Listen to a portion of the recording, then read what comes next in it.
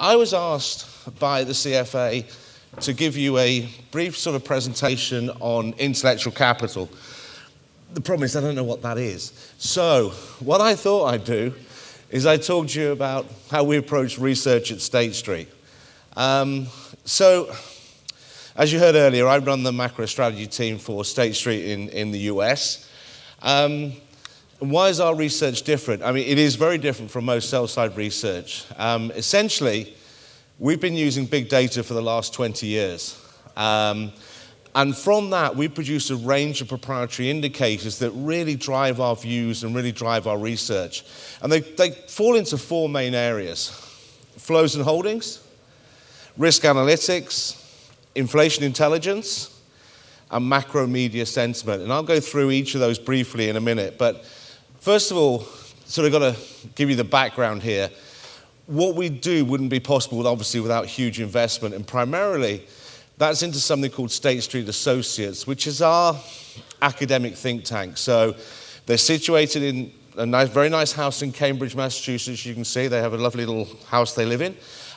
It's about 40 PhDs, ranging from astrophysics to rocket science and everything in between.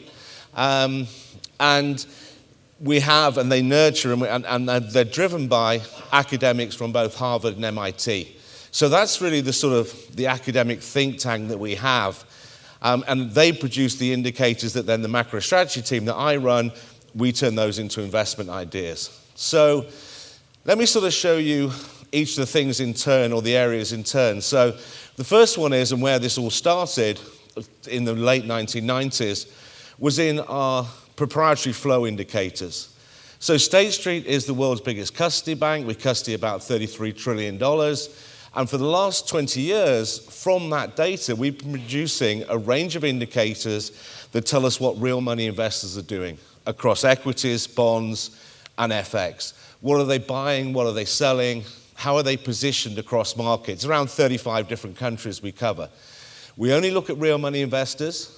And the reason we do that is the work of Ken Fruit, who's professor at Harvard Business School, or was until recently, he's now professor emeritus. So Ken has been with State Street Associates since the late 1990s. He's a founder partner. As I say, professor at Harvard Business School, very, very well known in economic circles. And Ken showed through his work that real money investors are where the knowledge is in terms of market movers. Because hedge funds, by definition, is fast money. What they do today, they don't tend to do tomorrow. Sovereign wealth funds don't always profit maximize. Corporates trade for different reasons. But your real money investors, insurance companies, mutual funds, etc., they're persistent. They're the super tanker in the market. What they do today is correlated with price today. What they do today, they tend to do tomorrow. So therefore, we can infer something about price tomorrow by what those investors do today. And that's the basis for our flow indicators, as I say, across about 35 different markets in bonds, equities, and also in FX. So here's an example of some of the data we produce. This is an FX. This is a pairs indicator. So this shows you various FX pairs, what real money are buying, what they're selling, and how they're positioned. The little diagram in the corner shows you what you should be looking for. That bottom sort of right quadrant, that's where they're underweight, but they're starting to buy it back.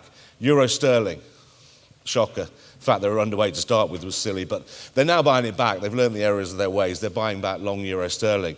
The top left-hand quadrant shows you where they're overweight and starting to get out of those positions, the likes of Aussie, sterling CAD, cable as well. So really, you're looking at those two quadrants. Where are the unwinds? Where are real money positioned? And they're starting to reverse that.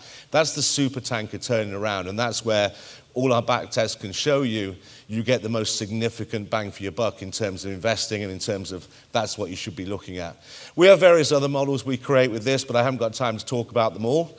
But we can come to where you can get them later. So the second sort of string to the bow, if you like, is our risk analytics. Now, this is led by Mark Kritzman, professor at MIT. So this isn't sort of proprietary data underlying it or anything. This is just really, really clever math. So something called the Systemic Risk Index that Mark invented, which is a measure of fragility across equity markets, used principal components analysis to tell us how fragile markets are. Turbulence, which he's been producing for many years. So turbulence is a measure of volatility, but it's richer than that. It looks at the correlation between the assets as well, so it gives you a measure of market unusualness. The math behind that is based on a famous Indian economist called Mahalanobis. I can never say it. It's Mahalanobis or something. Anyway, listen. It's Mahalanobis distances. That's the math behind it. And actually, it was invented to measure skulls on battlefields and to identify them. So that's the math behind it. Listen, it's MIT. I don't get it, all right? I just use the stuff. So that's what turbulence does. It tells you about market unusualness. We can look at that. Within that, we can look at correlation surprise. How much of the unusualness is due to a breakdown in correlations, which is usually or often a precursor to a big change in market structure. We combine these two things together, systemic risk and turbulence, into another measure called the tail risk monitor. There's this identifies 3 states of the world: watch, warning, and alert. So if you have high turbulence and you have high systemic risk, so you've got very unusual prices, and at the same time you've got very high fragility, your chance of a major drawdown in your portfolio is significantly increased. You can see the chart by the side. So in global equities, if you're in alert, the chance of a 5% drawdown the next month is around 30%. If you're down in watch, it's 15%. The unconstrained median is around just below 20%. At the moment, we're in warning. Just below alert, but we're heading that way. So we've heard about late cycle, etc., but still being invested. Keep an eye on this, because if that goes into alert, I'd be putting on tail risk hedges. Something else interesting to point out, I mentioned turbulence before. So we calculate turbulence across assets. So we have equity turbulence, FX, fixed income, US equity, global equity, whatever. What's interesting at the moment in this is the divergence between equity turbulence and FX. Got a huge divergence. Equity turbulence is extremely high, not so much because of price volatility, but more about a breakdown in traditional correlations. FX isn't moving anywhere, hasn't done for ages, so FX turbulence is very low. So the difference between the two is about 80 percentiles at the moment. The only 2 times in history, going back to the mid-1980s, where the divergence between equity and FX turbulence was as big as this was late 1999 and in September 1987. So make of that what you will, but the last 2 times we had this, things didn't work out very well. Third element that we look at is something called price stats. Now, Roberto is going to be speaking to you at lunchtime. He's a good friend of mine, and Roberto will be speaking to you at lunchtime about price stats. Price stats is tied up with Roberto at MIT and Alberto Cavallo at Harvard. It measures inflation on a daily basis globally and by country. So we scrape, or Roberto and Alberto scrape around 10 million prices a day from the internet, and from that we produce daily measures of inflation for 23 different countries. So whereas traditional CPI, you get that with a 1-month lag, we can tell you where inflation was 2 or 3 days ago. And we can do that across 23 countries. Roberto will talk more about this at lunchtime. He's a brilliant speaker, so look forward to that. This shows you the countries we cover on this. Obviously the US, but through, and a big part of it in EM as well. Where are we now? As you know, inflation's going nowhere, but we're not seeing deflation either. You see US inflation is sort of bumping along the middle ground there, no big trend, but talk to Roberto about it. Something else we do from price stats is we produce for a number of countries a measure of PPP for currencies, but PPP on a daily basis. And the way we do it is like a Big Mac index on steroids. So the Big Mac index that you know compares the price of a Big Mac around the world and where should the exchange rate be based on the price of Big Mac. We do it for around 30,000 identical goods. So between, say, the UK and the US, we look at 30,000 identical goods, tradable goods, and compare the prices and calculate PPP from that on a daily basis. Recently, the chart underneath shows you for cable, actually. Fair value went back up recently from around 140 to 145. So maybe there's some room for sterling appreciation if Brexit works out all right. I wouldn't hold your breath. And the final element, and the newest element to our research, is our MKT Media Stats. This is a tie-up again with Ken Fruit at Harvard and also Ronnie Saka, who's at Boston College. This is media sentiment. This looks at thousands and thousands of articles every day and works out sentiment, not just for equities. It's been done a lot in equities. Where ours is different is the fact that we do it based on macro factors as well. So we can look at it in terms of by currency, by equity market, index, not just by individual stock. And that's the real trick. And that's something that we've been working with a lot more recently. Role of my team, we take all this data, we turn it into investment ideas. We have a range of products that we produce. You can see there, we write a lot of stuff, most of it good. Where can you access all of this? Well, you can become a client of State Street, and you can get it all through our website, RQ, where you can download all, you can look at all the data. Some of you can download it. You see all the publications and everything else. So that is a very brief overview of our research. I'm going to hand over now to my colleague, Dale Haver, who's our Global Head of Sales at State Street Global Markets, who's going to talk to you for a couple of minutes about recent product innovations we're making at State Street as well. So over to Dale. Thank you. Big green one. Thanks, Lee. So Lee hit on what we're doing for clients more from a, helping them generate alpha and mitigate risk.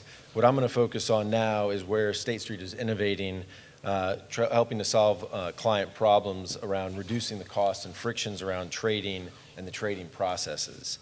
I'm going to go quickly through 3 initiatives that we're currently undertaking and are new. The first is FX Algos. The second is Trade Cost Analytics. And the third is our front-to-back investment management program. Let's start with FX Algos. Last year, over $3 trillion in volume was traded through Algos over the 3 major multi-bank platforms, the first being FX Connect, which is our own platform. The second is Bloomberg, and the third is FX All. This year, the Greenwich Associates Survey published a report that a quarter of the largest institutional managers are using FX Algos, and when they do use them, it's about 30% of their total volume. State Street has been involved in the EFX space for over 15 years. In the past, we've offered clients 2 algos, a VWAP algo and a TWAP algo. Next week, we're actually launching our newest algo called Float. And then at the end of June, we're putting out a more aggressive algo called the Post and Sweep. I didn't realize how small it was going to be, but there's the range of algos. Post and Sweep at the bottom, Float at the top is the most passive. We're rather late in the game with some of the more the different algos in TWAP and VWAP. Part of this was because we didn't want to just introduce equity algos in the FX space. What we did was spend over a year talking to our clients, finding out what they wanted, and the message came pretty clear in the FX space that what they wanted was something, keep it simple, and flexibility. So let's take Float as an example real quick. This algo is on the passive side, and its aim is to follow the market price by dividing your total order into smaller orders and layering it into the market and joining bids and offers depending on which side, whether you're buying and selling or selling. But it also has a dynamic feature where it will cross the spread when it's opportunistic for you to do so. So let's say in Euro, if it's trading 2 pips wide while you're trying to buy, and a skew comes in where somebody offers it a point above the bid, it'll take that offer and then reduce your total order for the rest of your bids below the market. The other thing we'll do is we incorporate our interest match feature into the algo. Interest match is when you put in an algo order, it will ping our system to see if it has other orders going the other way and then match you at mid. So think of this as a sort of a first step towards a dark pool.